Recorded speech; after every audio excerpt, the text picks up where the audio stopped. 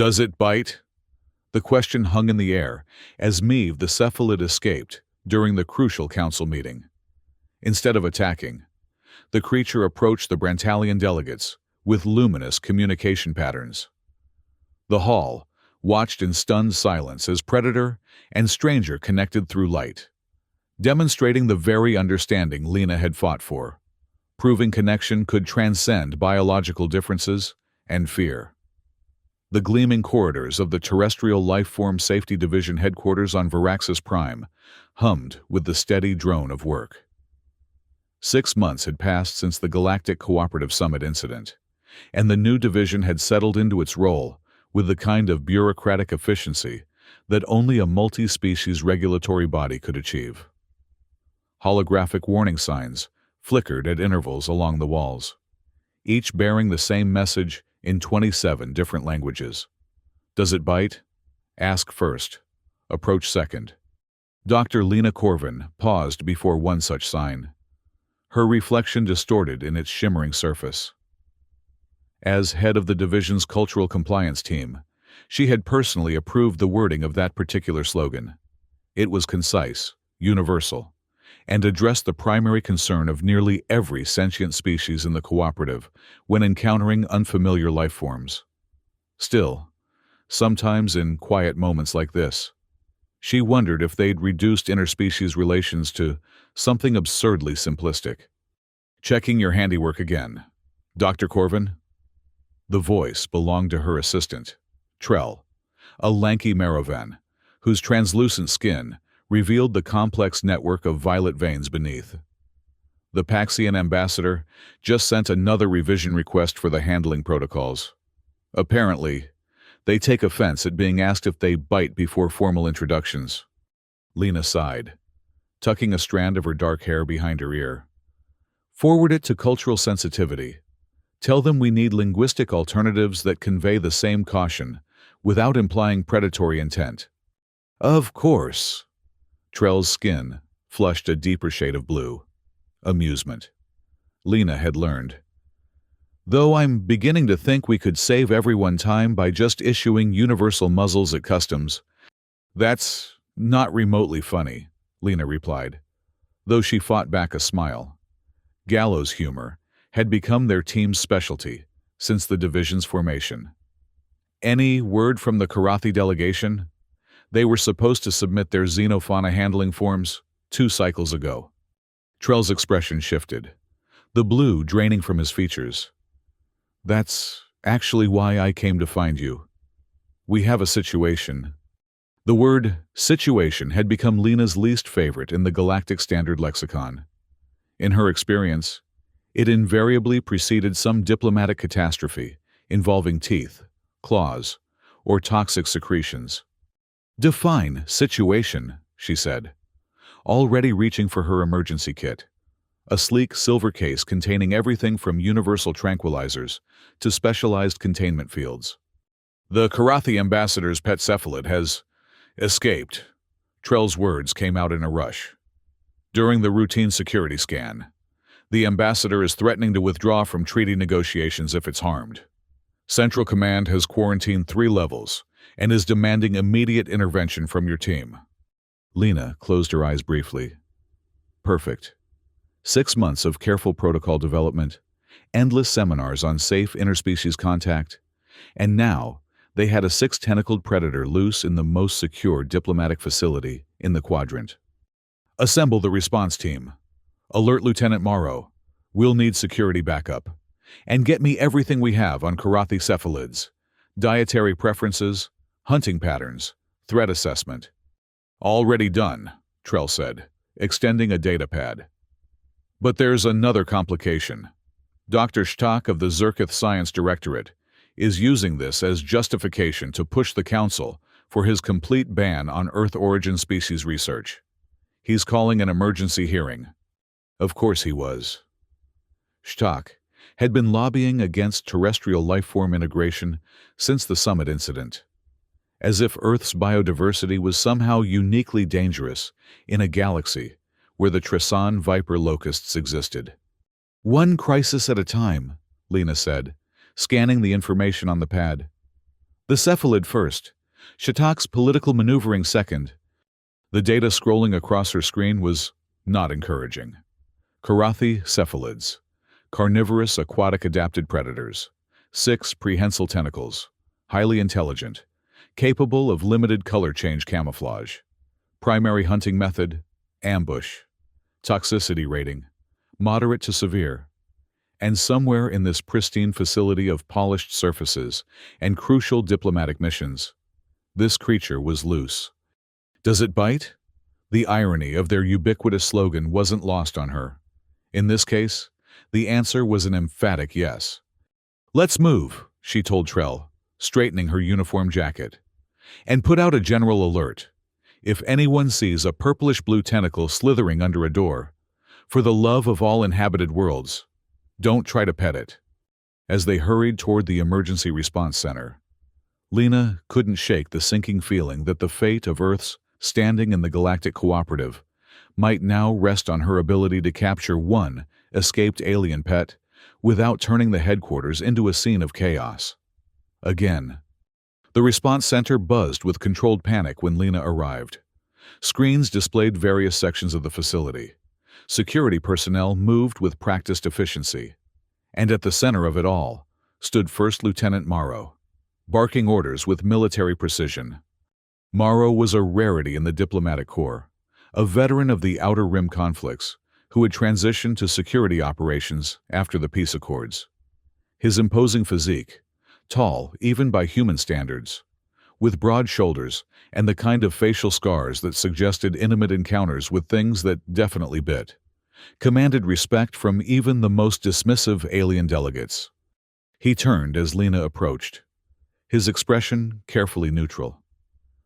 "Dr. Corvin, I was beginning to think I'd need to capture your escaped monster without the benefit of your scientific expertise."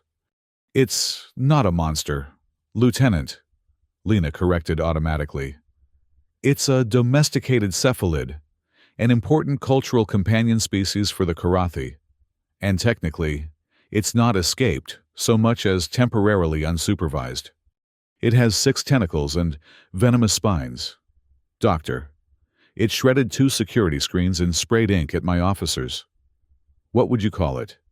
"Misunderstood," Lena replied, setting her case on the central console.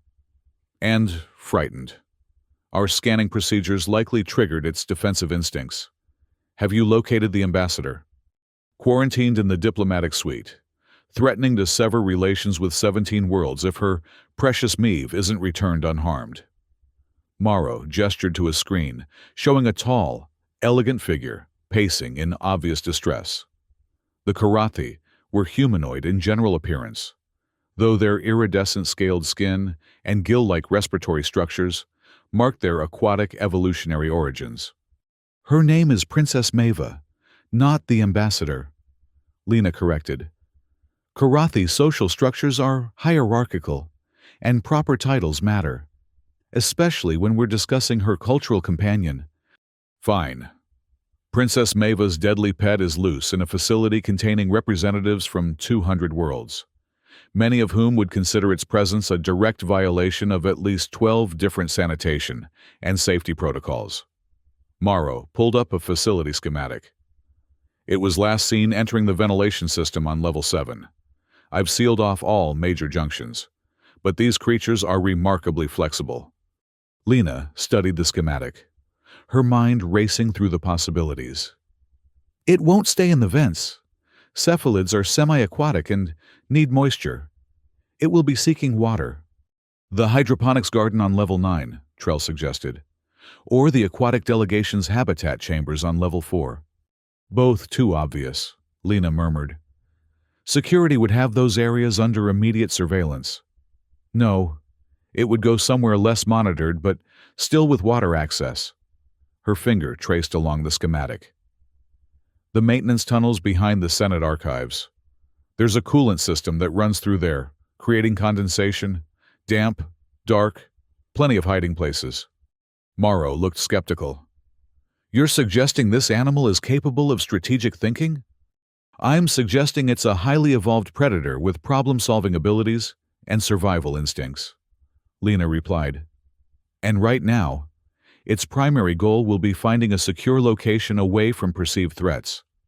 That means away from people, away from noise, but close to water. Fine. Morrow turned to his security team. Redirect search parameters to the archive maintenance tunnels. Non-lethal containment protocols only. This last directive came with a pointed look at Lena, who nodded in acknowledgement. "I'll need to speak with Princess Maeva," Lena said. "If we're going to recapture the cephalid without injury, having information about its specific behaviors and preferences would help tremendously." "I'll escort you," Morrow said, surprising her. "My team can coordinate the search based on your theory." Lena raised an eyebrow. "I didn't realize cephalid retrieval warranted the personal attention of the security chief." "It doesn't," Morrow said flatly. "But the potential for an interplanetary incident, if the Karathi princess perceives any disrespect, does. Besides," he added, the faintest hint of a smile touching his scarred face, "I've never met royalty before." As they made their way to the diplomatic quarantine zone, Lena was acutely aware of the stares and whispers that followed them. Word of the escape had spread quickly. Several delegates they passed visibly recoiled, as if expecting tentacles to drop from the ceiling at any moment. "They act like we've released a plague," Lena muttered. "Can you blame them?" Morrow replied. "After what happened at the summit?" The summit incident. Lena had hoped for at least one day without being reminded of it. 6 months ago, during the first major assembly of the newly formed Galactic Cooperative, an Earth delegation had innocently brought samples of Terran microfauna for a biodiversity exhibition. No one could have predicted that the common earthworm would trigger an anaphylactic response in the Zerkith ambassador, or that the ensuing panic would lead to 3 diplomatic breaches, 1 broken treaty, and the subsequent formation of the very division Lena now headed. "That was different," she said. "No one had developed proper cross-species contamination protocols yet. That's why our division exists now. And yet, here we are, chasing another potentially dangerous Earth creature through the halls." Morrow gave her a sidelong glance. "Perhaps Dr. Shitak has a point about limiting interspecies exposure." "The cephalid isn't from Earth," Lena pointed out. "It's native to Karatha." "But the principle remains the same. Some life forms simply don't mix well with others." Before Lena could formulate a suitably acerbic response, they arrived at the diplomatic quarantine zone. 2 security officers stood at attention outside an ornately decorated door. "Princess Maeva has refused all communication except regarding the return of her companion," one officer reported. "She's quite insistent."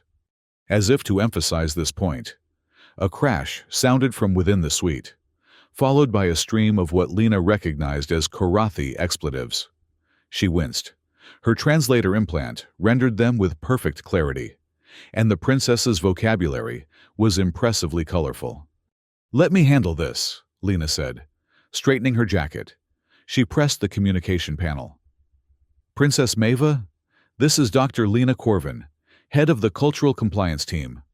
I'm here to help locate Maeve." The door slid open so quickly that Lena barely had time to step back. Princess Maeva stood in the doorway, her iridescent scales shifting through shades of agitated crimson and orange. She was taller than Lena had expected, nearly 2 meters in height, with elegant gill structures that fluttered along her neck in time with her rapid breathing. "You will find Maeve," she stated. Not a question, but a command. "Unharmed. Immediately." "We're doing everything possible, Your Highness," Lena assured her. "I have teams searching the most likely locations, and with your help, we can narrow our focus even further." The princess's eyes, large faceted orbs of shifting gold, narrowed suspiciously. "What kind of help?" "Information about Maeve's habits, preferences, behaviors that might help us locate and safely contain her. Anything you can tell us would be valuable." Princess Maeva seemed to consider this, her scales gradually shifting to a calmer blue-green. "You may enter," she finally said, stepping aside. "But not him." She gestured dismissively at Morrow. Military types frighten Meave. Morrow opened his mouth as if to object, but Lena shot him a warning glance. Of course, Your Highness. Lieutenant Morrow will coordinate the search from outside while we talk. Morrow's expression suggested he had several thoughts about this arrangement, none of them complimentary, but he nodded stiffly. I'll be right outside, Doctor. The interior of the diplomatic suite was opulent by cooperative standards, designed to accommodate the specific environmental needs of various delegate species. In Princess Maeva's case, the humidity had been increased to nearly tropical levels, and subtle blue-green lighting mimicked the filtered sunlight of Karatha's ocean-dominated surface. The furnishings were a curious blend of aquatic-adapted designs and standard diplomatic issue, and several of them appeared to have been recently overturned. You must forgive the disarray, Princess Maeva said, following Lena's gaze. I expressed my displeasure with your security protocols. Completely understandable, Your Highness, Lena said diplomatically. I'd be equally distressed if my companion were missing in an unfamiliar environment. This seemed to surprise the princess. You keep a companion species? I have a cat, Lena admitted.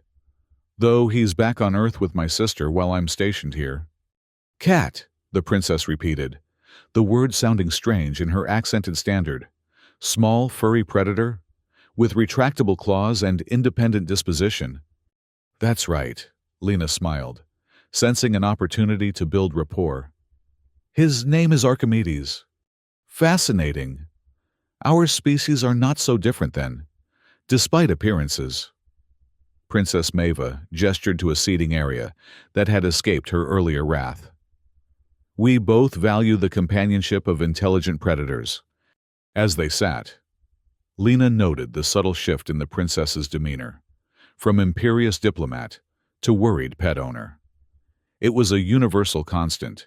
She'd found that beings across the galaxy shared a remarkable capacity for attachment to their companion species. Tell me about Meave, Lena prompted gently. How long have you been companions? She hatched into my care 7 cycles ago, Princess Maeva said, her gill structures fluttering with what Lena recognized as fond reminiscence. She was the runt of her clutch, deemed unsuitable for the royal collection. I was similarly regarded in my family line. We formed an immediate bond. And her temperament? How does she typically respond to new environments? Cautiously. She is intelligent, more so than many of my courtiers, the princess added, with a hint of mischief. She explores methodically, establishes secure territory, then ventures further once comfortable. She is not aggressive unless threatened. What about hiding behaviors? Where would she seek shelter if frightened? Princess Maeva considered this. Somewhere dark, enclosed, with water nearby. She detests bright lights and open spaces, and noise. Artificial sounds particularly distress her. This aligned with Lena's theory about the archive maintenance tunnels.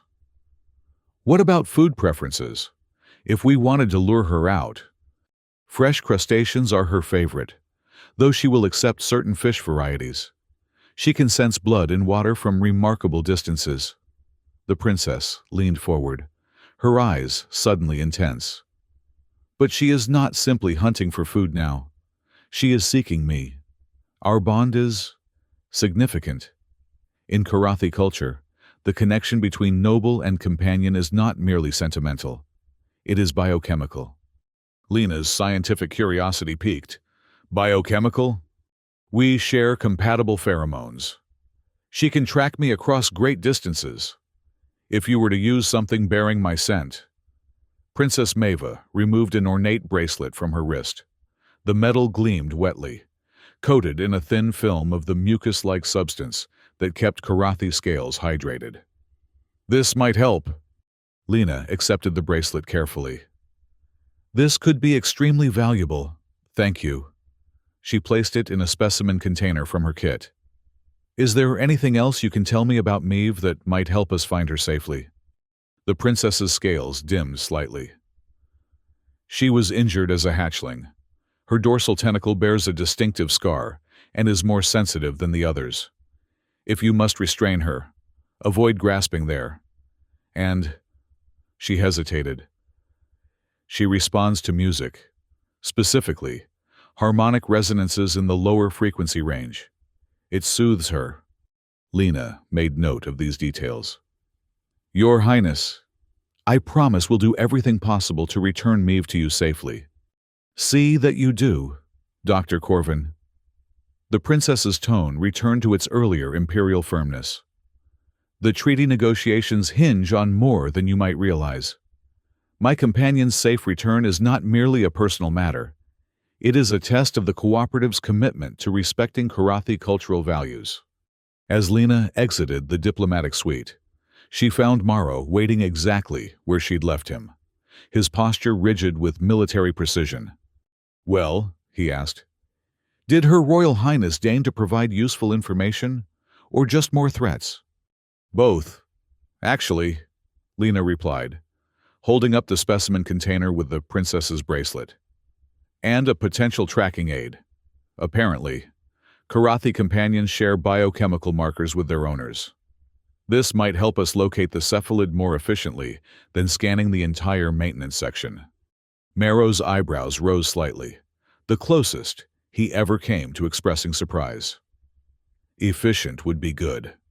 While you were having your diplomatic chat, we received reports of damage in the archives, shredded data scrolls, ink stains on irreplaceable texts. The Archival Preservation Committee is threatening formal censure. Perfect, Lena muttered. As if we needed more political complications. She activated her comm unit. Trell, we need portable scanning equipment calibrated for Karathi biochemical signatures, and some form of low-frequency harmonic resonator, and see if the commissary has any fresh crustaceans. Crustaceans, Morrow echoed. Cephalid treats, Lena explained. And apparently, they're partial to base notes. The princess gave us quite a bit of useful information. I'm thrilled, Morrow said flatly. Now we just need to find the creature before it destroys any more historical artifacts or terrorizes any more diplomats.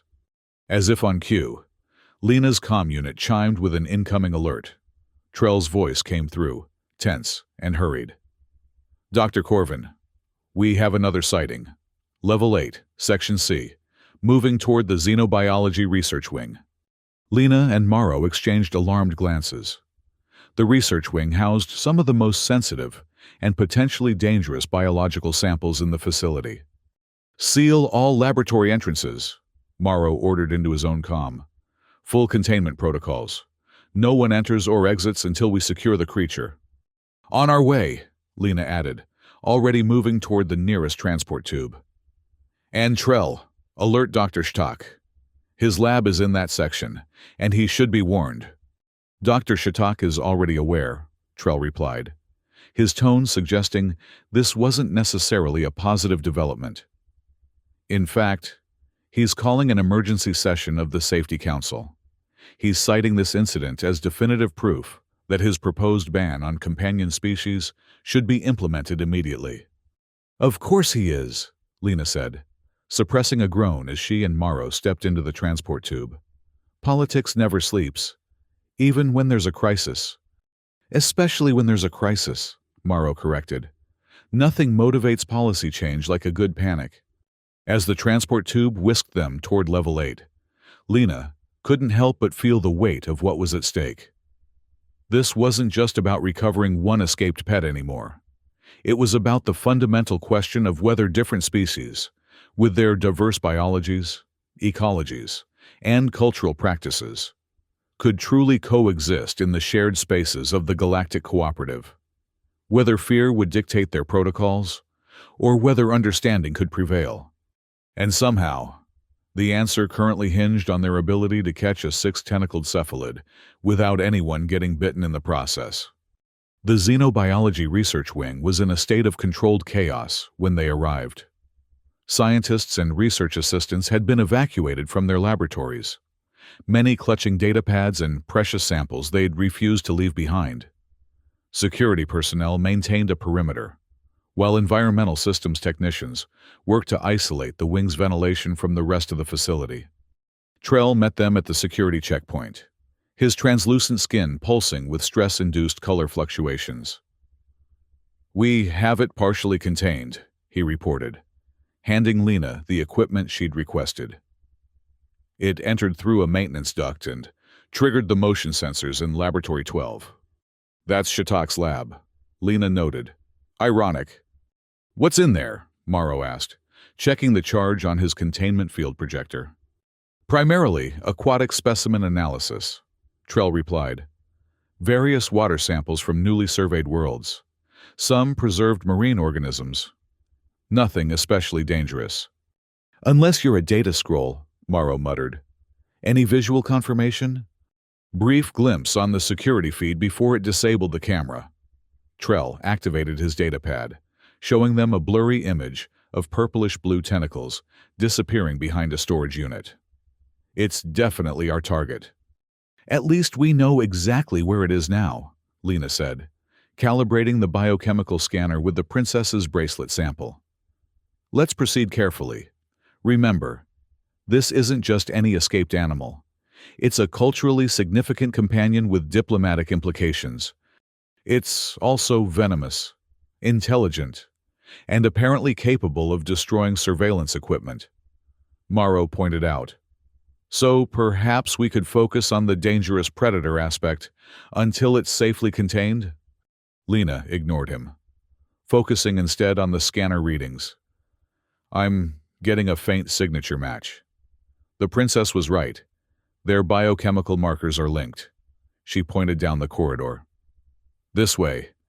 As they approached Laboratory 12, the signs of the cephalid's passage became evident.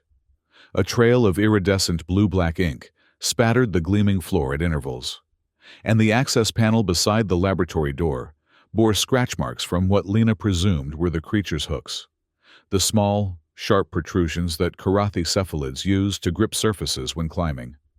"Containment team in position," Morrow confirmed, signaling to his officers stationed at strategic points around the laboratory. "On your signal, Doctor." Lena took a deep breath, organizing her thoughts. "We'll need to move slowly. No sudden movements. No loud noises." The princess indicated that Meave responds well to lower frequency sounds, so I'll activate the harmonic resonator once we're inside. "Lieutenant, your team should maintain position but not advance unless I signal. We want to avoid making the cephalid feel cornered." "And if it attacks?" Morrow asked. "It won't. If we don't threaten it," Lena said with more confidence than she felt. "But if it displays defensive behavior, we have the containment field as a last resort. Remember, no harm to the creature." Morrow nodded, though his expression suggested he had reservations about prioritizing the cephalid's well-being over his team's safety.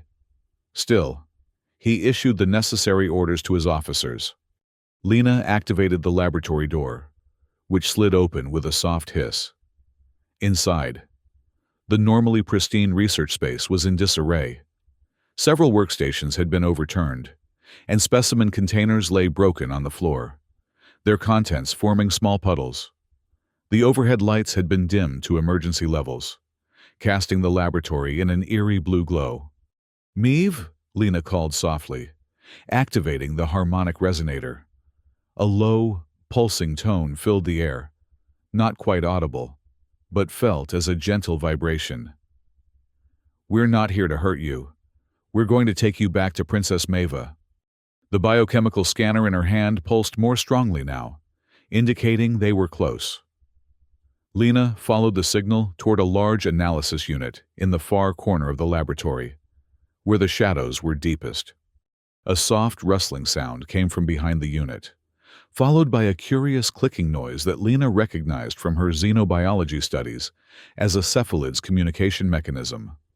"That's it," she murmured. "Easy now." Slowly, carefully. She reached into her kit and removed the container of fresh crustaceans that Trell had somehow procured from the commissary. She opened it, the scent of fresh seafood immediately permeating the air, and placed it on the floor, halfway between them and the hiding cephalid. For a long moment, nothing happened. Then, a single tentacle, slender, muscular, and a deep purplish blue, slid cautiously from behind the analysis unit. It wavered in the air, as if testing for threats, before extending toward the offered food. "Remarkable," Morrow whispered despite himself. "It's actually responding to your bribery."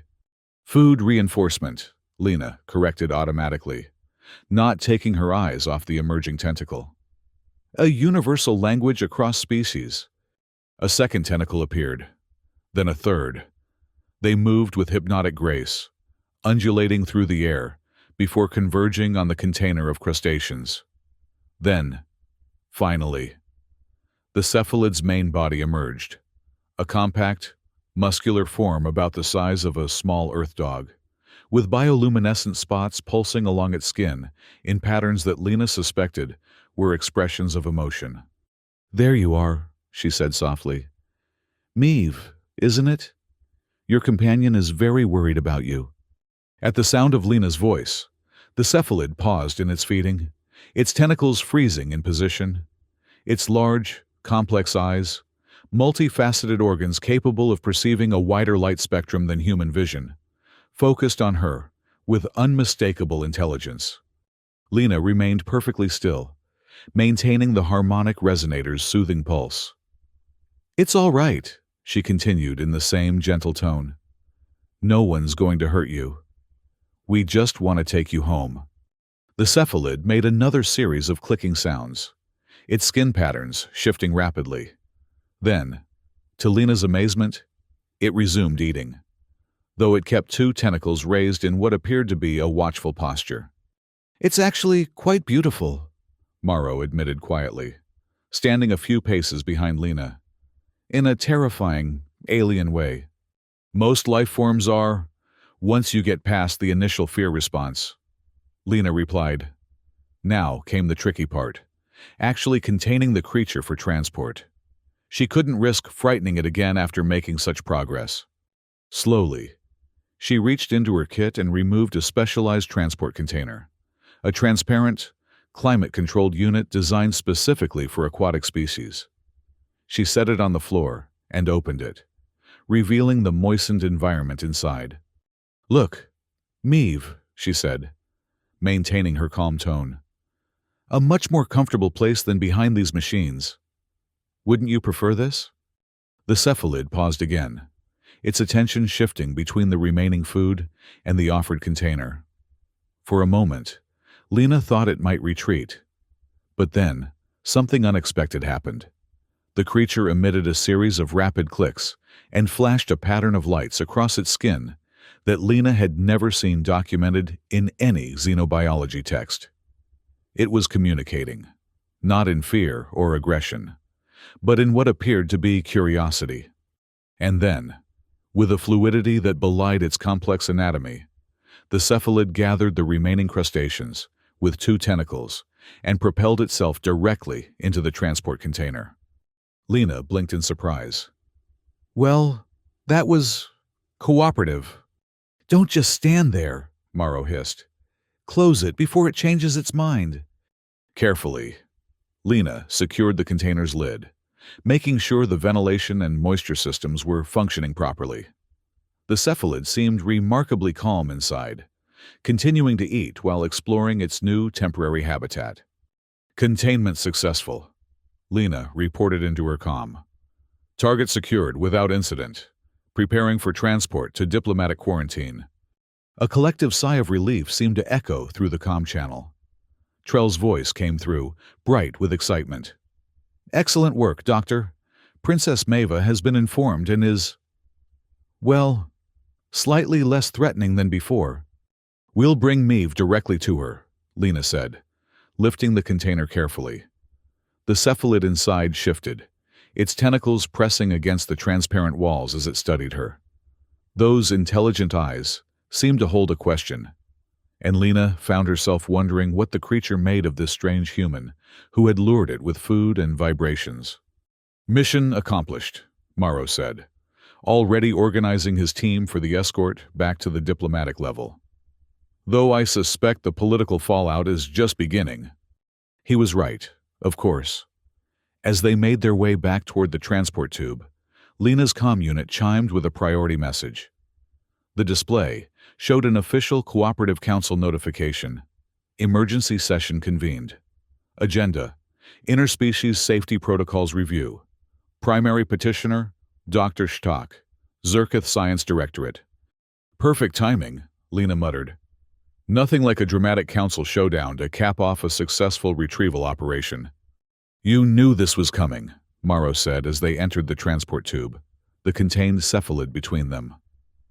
Stock's been looking for an excuse to push his isolation protocols since the summit. And now he has one, Lena agreed grimly. A rampaging predator loose in the archives. Damaged historical materials. Panicked delegates. She glanced down at the cephalid, which had arranged itself comfortably in its temporary home and was regarding her with what she could only interpret as calm assessment. Though rampaging seems a bit excessive for this little one. Size isn't always proportional to impact, Morrow pointed out. The summit incident was caused by creatures you could barely see without magnification. That was different, Lena insisted. We didn't have proper protocols then. Now we do. And they worked. We contained the situation without harm to anyone, including Meave. Try telling that to the council. The transport tube slowed as it approached the diplomatic level. Politics runs on perception, not outcomes. And the perception right now is that dangerous alien species are disrupting cooperative business. Before Lena could respond, the transport doors opened to reveal Princess Maeva, waiting impatiently in the corridor, her scales flashing rapid patterns of anxiety and hope. "Meave!" she exclaimed, rushing forward as Lena carefully presented the transport container. "You found her!" "Safe and sound, Your Highness," Lena confirmed. Though she did redecorate a few areas during her exploration, the princess barely seemed to hear, her attention focused entirely on the cephalid. She placed her palms against the container, and Meave immediately pressed her tentacles to the corresponding spots on the other side. The bioluminescent patterns on the cephalid's skin shifted to match the color fluctuations in the princess's scales, a visible manifestation of their biochemical bond. "Thank you, Dr. Corvin," Princess Maeva said, her voice thick with emotion. "Few understand the significance of such companions in Karathi culture. They are not merely pets. They are extensions of ourselves, biosentient reflections of our inner states." "I understand more than you might think, Your Highness," Lena replied. "Though I must inform you that this incident has triggered an emergency council session. Dr. Shitak is using it to advocate for his species segregation policies." The princess's expression hardened. "Of course he is. The Zerketh have always feared what they do not understand." She straightened to her full impressive height. "I shall attend this session. The Karathi voice must be heard in this debate." "The session begins in 1 hour, Lena said, checking her comm. "In the Grand Hearing Hall." "Then we shall be prepared." Princess Maeva stroked the container housing Meave. "Both of us." Lena blinked in surprise. "Your Highness, I'm not sure bringing Meave to the council session would be diplomatic." "On the contrary, Doctor. If the council intends to debate the presence of companion species in cooperative spaces, then they should see what they propose to ban." The princess's gill structures flared with determination. "Meave will attend, in a secure containment unit, of course, as living evidence of what is at stake."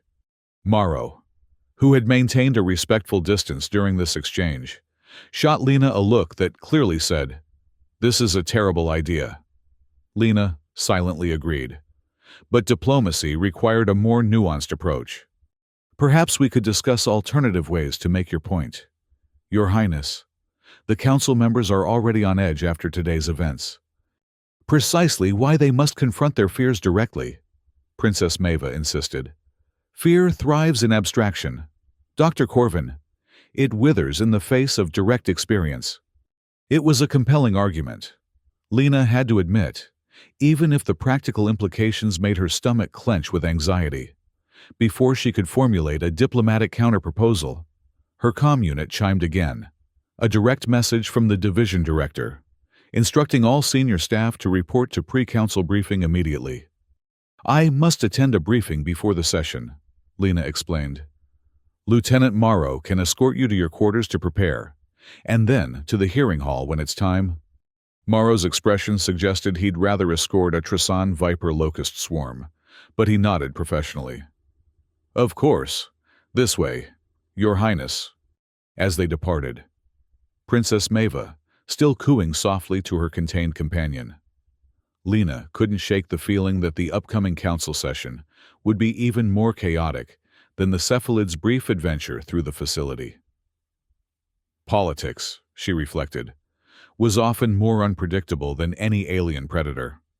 The pre-council briefing was exactly as tense as Lena had anticipated.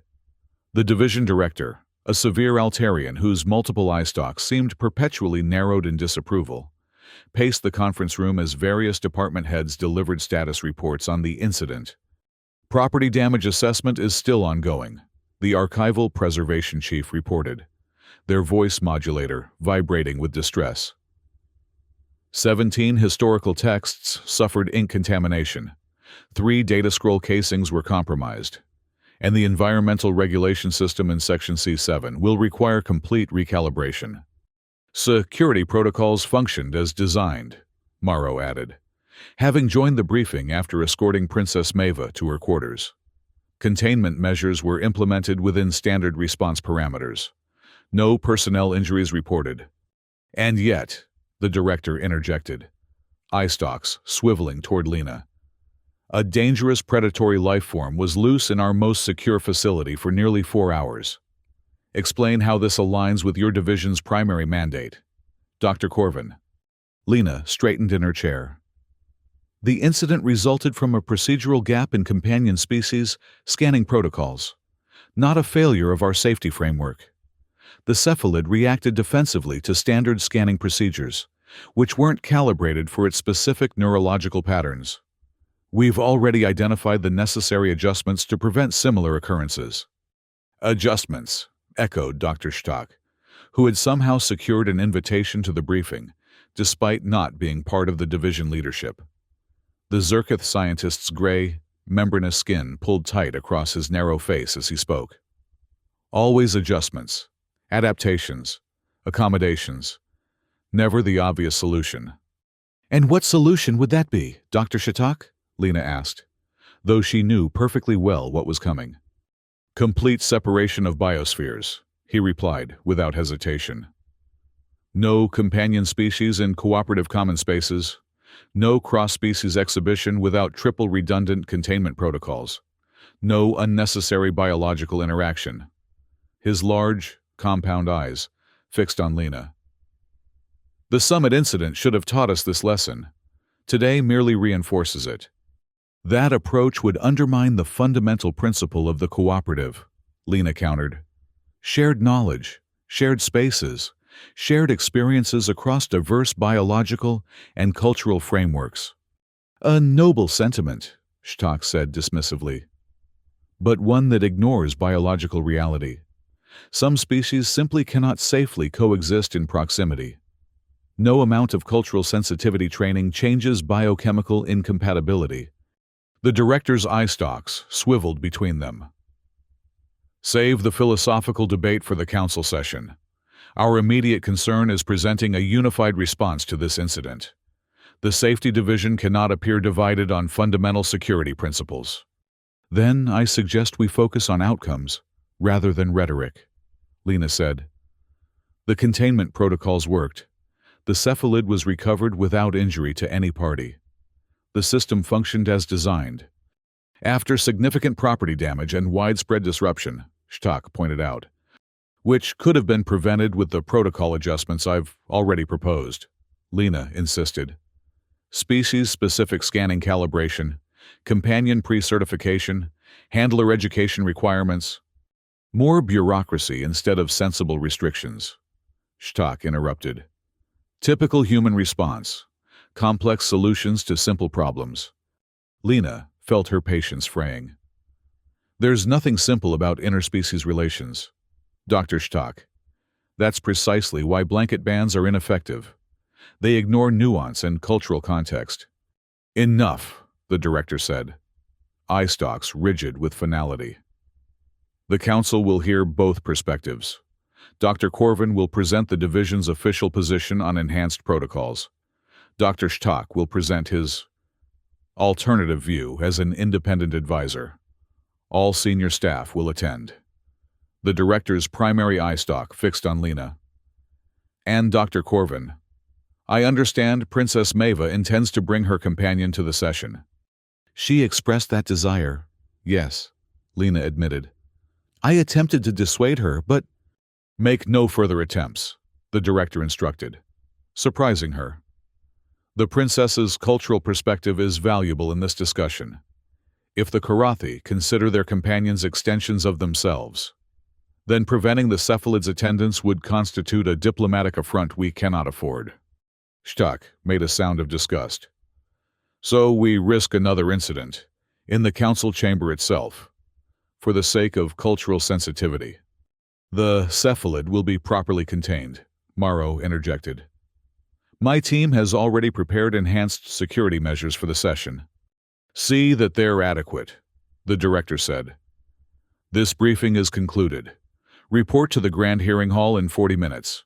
And remember, the stability of interspecies relations within the cooperative may well depend on how we handle this session. As the briefing dispersed, Lena found herself walking alongside Morrow in the corridor outside. The lieutenant seemed unusually contemplative. You disagree with Shtak, Lena observed. That's a surprise. Morrow raised an eyebrow. Because I'm security? We're not all paranoid isolationists. Doctor, you seemed skeptical enough about the cephalid retrieval operation. Caution isn't the same as fear, he replied. I maintain healthy respect for creatures with venomous spines and powerful tentacles. That doesn't mean I think they should be banned from existence. Even after what happened at the summit, Lena couldn't resist asking. I thought most security personnel supported stricter separation protocols after that. Morrow was quiet for a moment as they continued walking. I served on the Outer Rim during the conflicts, he finally said. Saw firsthand what happens when different species decide they can't coexist. It starts with seemingly reasonable safety measures, escalates to segregation, then to outright hostility. He glanced at her. I prefer your approach, complicated as it is. Better to manage the risks of integration than face the consequences of isolation. Lena hadn't expected this insight from the typically stoic lieutenant. Thank you, she said simply. That's surprisingly encouraging. Don't get used to it, Morrow replied, his usual gruffness returning. I still think bringing that cephalid to the council session is asking for trouble.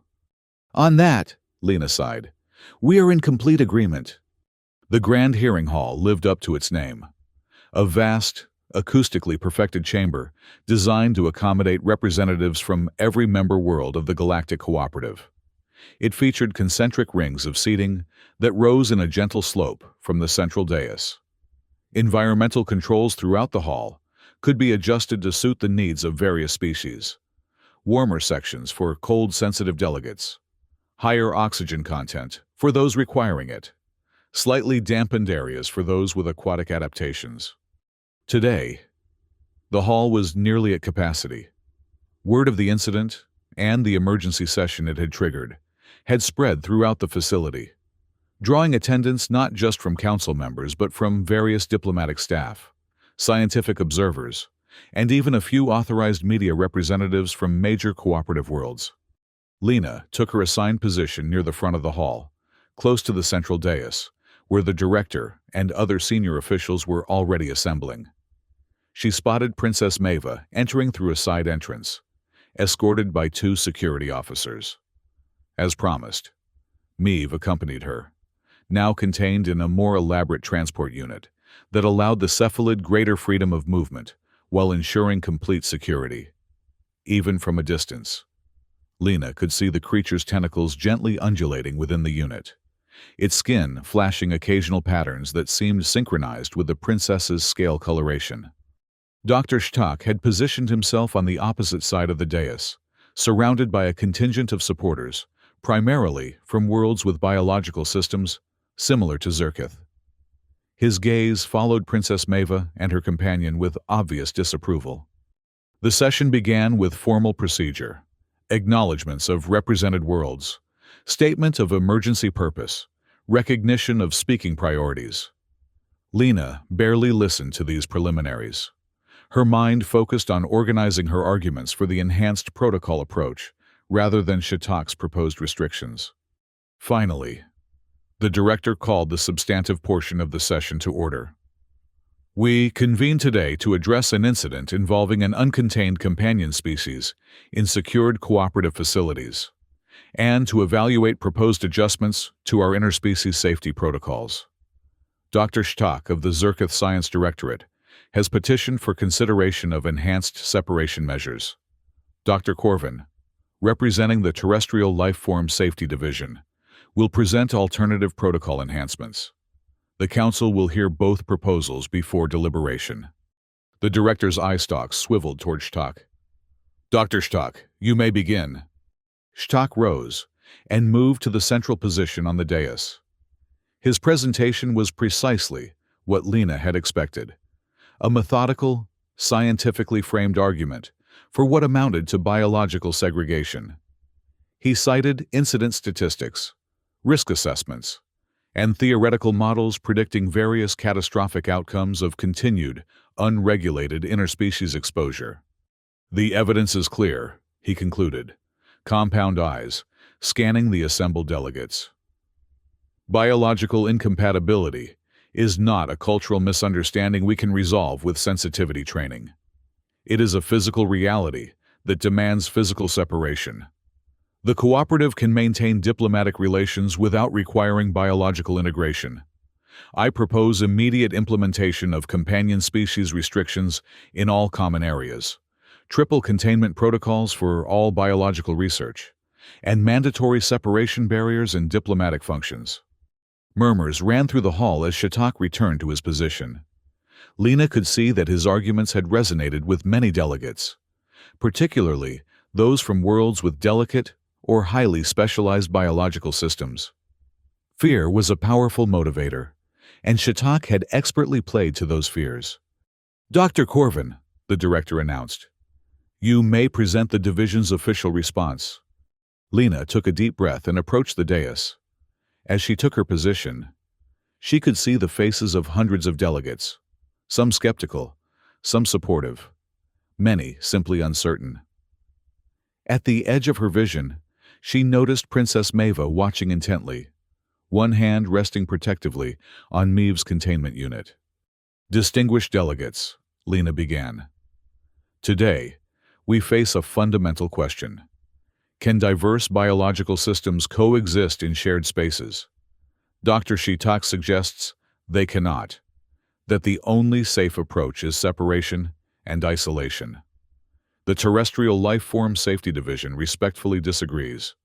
She activated the display system, showing statistics from the 6 months since the division's formation.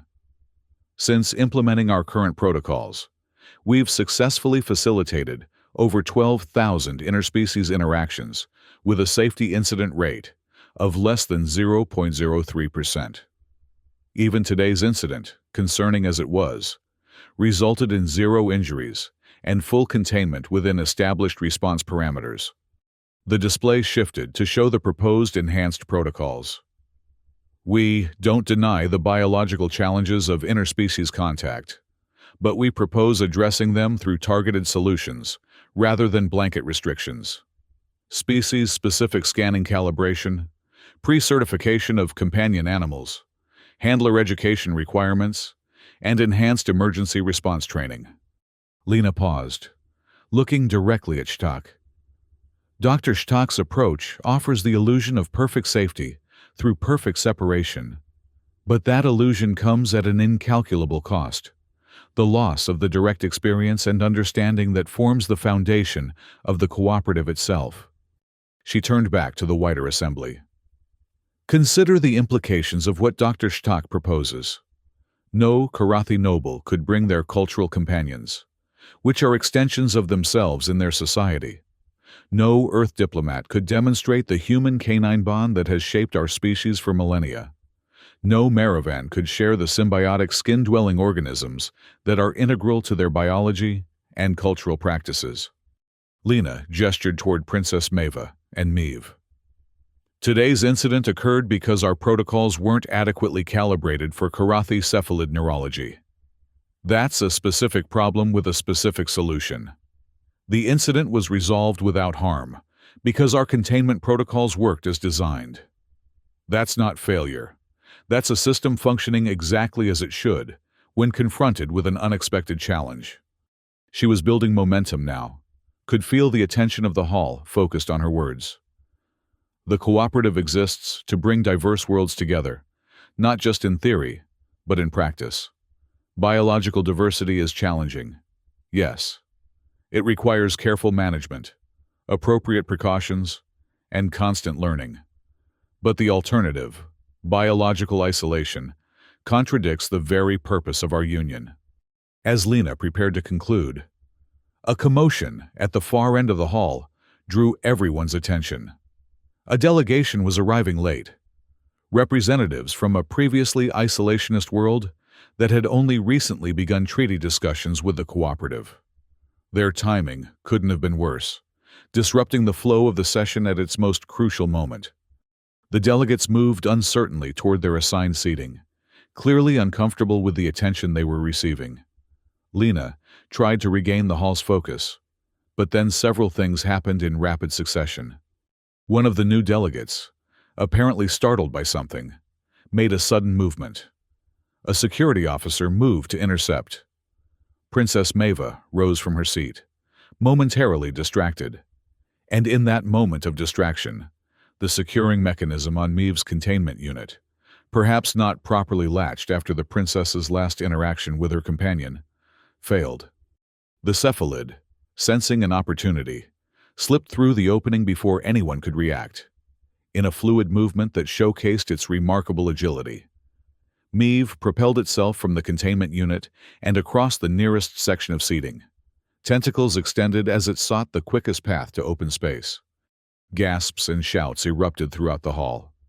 Security personnel moved immediately to establish a perimeter, while delegates scrambled to distance themselves from the escaped cephalid.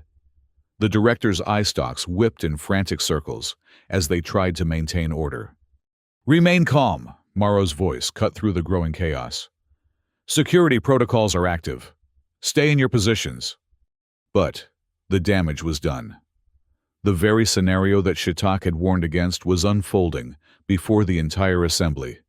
A dangerous predator, loose in the most important chamber of the cooperative governance structure.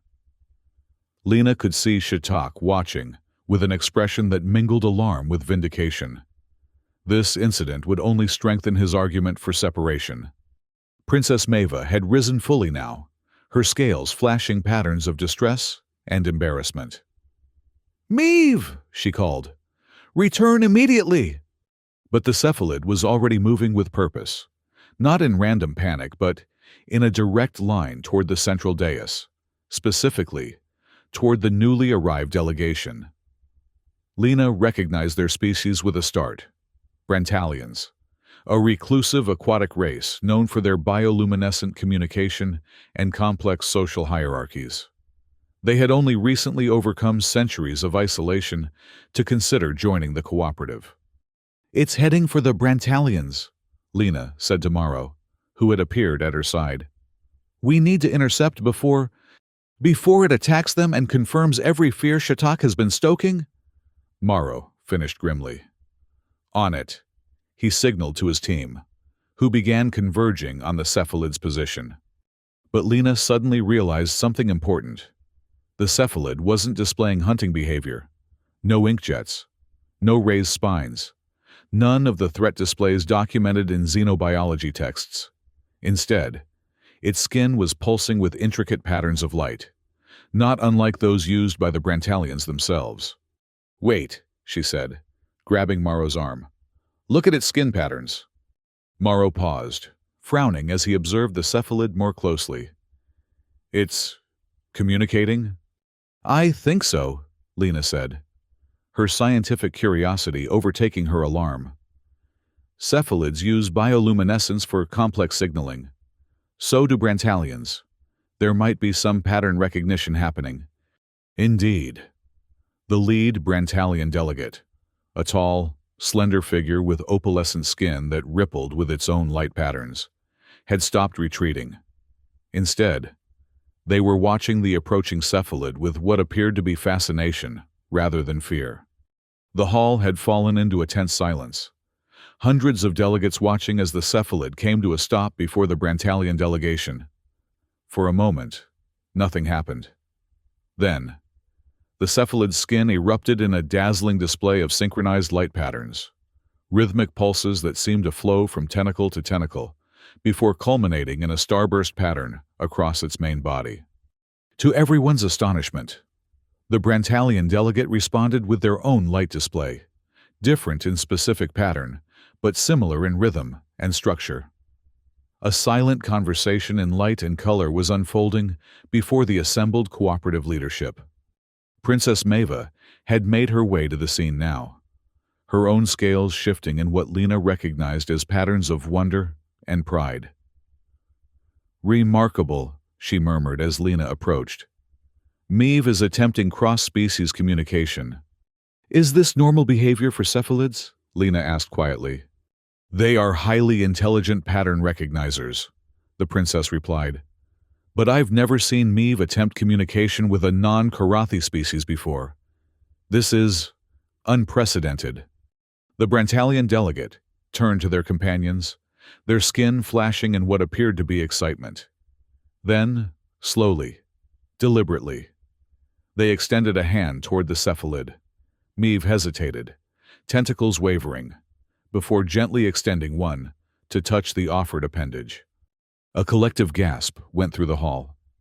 Even Dr. Shitak appeared momentarily speechless at this unexpected development. The contact lasted only a moment before Maeve withdrew, skin pulsing with new patterns. The Brantalian delegate turned to address the assembly, their translator device converting their native light language to audible speech. "Fascinating creature," they said, voice tinged with genuine delight.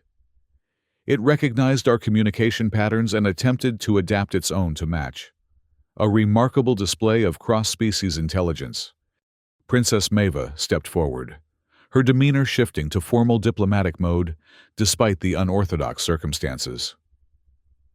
"My companion Maeve offers greeting to the Brantalian delegation," she said, her tone suggesting this had been a planned cultural exchange, rather than an accidental escape.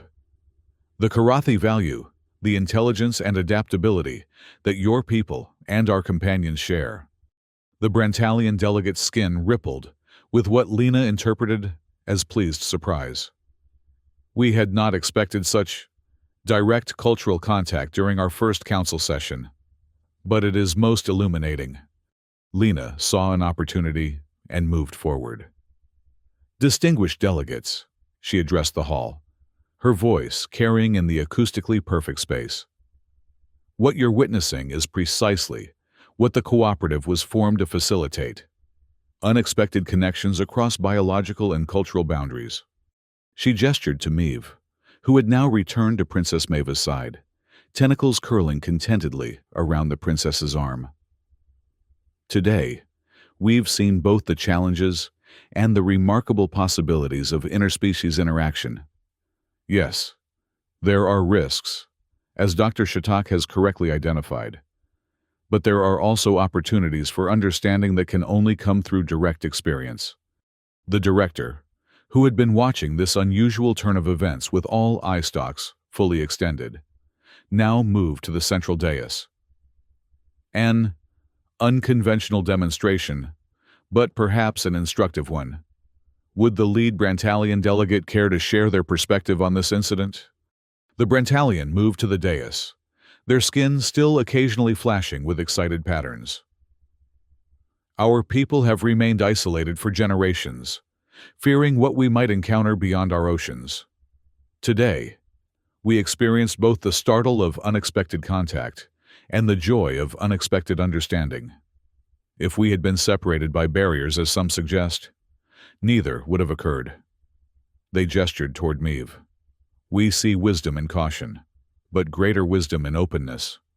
Dr. Shitak rose from his seat, his composure regained. One fortuitous interaction does not negate the statistical reality of biological incompatibility. For every peaceful exchange, there are dozens of potential adverse reactions. Then we develop better protocols to manage those risks, Lena countered. Not walls to prevent all contact. The director's eye stalks swiveled between them before addressing the hall. The council has witnessed both the incident and its unexpected resolution. We have heard opposing viewpoints on the path forward. I propose a compromise approach, enhanced protocols as outlined by Dr. Corvin, with additional containment requirements for species identified as high risk through objective assessment rather than blanket prohibition. Murmurs of consideration ran through the assembly. Princess Maeva stepped forward, Meve now securely contained once more. The Karathi delegation supports this approach, with the provision that cultural significance be factored into risk assessment frameworks. Other delegates began signaling their positions, and Lena watched with growing hope as the majority seemed to favor the compromise solution. Even Dr. Shtak, recognizing the shift in sentiment, adjusted his stance to support enhanced containment rather than complete separation. As the formal voting process began, Lena found herself standing alongside Morrow at the edge of the dais. "Well," the lieutenant said quietly, "that was not how I expected this session to unfold." "The best diplomatic breakthroughs rarely follow the expected script," Lena replied, "though I wouldn't recommend escaped cephalid as a standard negotiation tactic." "No," Morrow agreed with the ghost of a smile. "But I will admit, watching that creature communicate with the Brentalians was illuminating." "It was more than that," Lena said thoughtfully. "It was a perfect demonstration of what we're trying to protect, the possibility of connection across seemingly insurmountable biological differences." The voting concluded, and the director announced the results. The compromise protocol would be implemented, with a special committee established to develop appropriate risk assessment frameworks that considered both safety and cultural factors. As the session adjourned, Princess Maeva approached Lena, Meve's containment unit hovering alongside her. "It seems my companion has become something of a diplomatic pioneer," she said, her scales shifting with subtle amusement. "An unorthodox approach, but effective," Lena acknowledged. "Though perhaps next time we could arrange a more controlled demonstration?" "Spontaneity has its virtues. Dr. Corvin." The princess gestured to the Brantalian delegation, who were still discussing the encounter with evident enthusiasm. "Some connections cannot be planned or regulated. They must simply be permitted to occur." Lena considered this. "A fair point, Your Highness. Though as head of the Safety Division, I feel compelled to advocate for at least some regulation. Balance in all things," the princess agreed. "Speaking of which, I believe this experience suggests a modification to your universal first question." She gestured to the hovering signs with their "Does it bite?" slogan. "Perhaps the second question should be, can it communicate? Or can it connect?" Lena suggested. "The possibility of meaningful exchange seems as important as the potential for harm." "Indeed." Princess Maeva's scales rippled with approval. "I shall look forward to seeing how your protocols evolve. Dr. Corvin, the Karathi are pleased to have found allies who understand that safety need not come at the cost of connection." As the princess departed with her contentedly glowing companion, Lena found herself contemplating the unexpected lesson of the day. The cooperative's strength lay not in perfect protection from all biological risks, but in the willingness to manage those risks in service of deeper understanding. Every species might still begin with, "Does it bite?" But the truly important question came next. Can we connect despite our differences? 6 weeks later, the newly revised protocol manuals were distributed throughout the cooperative facilities. The cover still featured the prominent, "Does it bite?" query. But beneath it, in equally bold lettering, a new line had been added. Assess willingness to bond. In the Terrestrial Lifeform Safety Division headquarters, Lena approved the final training program for the new protocols.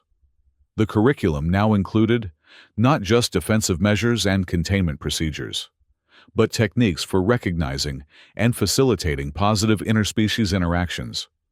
Lieutenant Morrow, reviewing the materials alongside her, raised an eyebrow at one particular module. Practical experience with non-aggressive species. Hands-on learning, Lena explained. No amount of theoretical training can replace direct experience. And the first test subjects? Morrow inquired. Lena smiled. Earth rodents, small, friendly, adaptable. Princess Maeva suggested them. Actually, apparently, Maeve has developed quite an interest in our mammalian companions since her adventure. From potential disaster to diplomatic breakthrough, Morrow mused. I'm still not entirely comfortable with the idea of various alien species bringing their evolutionary predators into diplomatic functions. Hence the protocols, Lena reminded him. We're not advocating recklessness, just informed openness. As if to emphasize her point, a small delegation passed the open door of the training center, a mixed group of diplomats being introduced to a contained but visible Earth hamster. Their reactions ranged from cautious interest to delighted curiosity. One delegate, a Brantalian, Lena noted with satisfaction, was already engaging in tentative contact, their skin glowing with gentle patterns as they offered a treat to the small creature. True safety, Lena said, echoing the conclusion of her recent keynote address. Combines respect for danger with respect for life. A complex balance, Morrow acknowledged. But worth the effort, Lena replied, watching as more delegates gathered around the hamster demonstration. After all, isn't that what the cooperative is really about? Finding ways to exist together despite our differences. Biological, cultural, philosophical. So we're saving the galaxy through pet therapy? Morrow's tone was dry, but his expression had softened as he observed the scene. In a manner of speaking, Lena agreed with a smile. One "does it bite?" assessment at a time. As she watched the tentative first steps of genuine interspecies trust unfolding before her, Lena reflected that perhaps the cephalid's unexpected adventure had been exactly what the cooperative needed. A vivid reminder that beyond the necessary caution lay the possibility of connection, and that true diplomacy required both.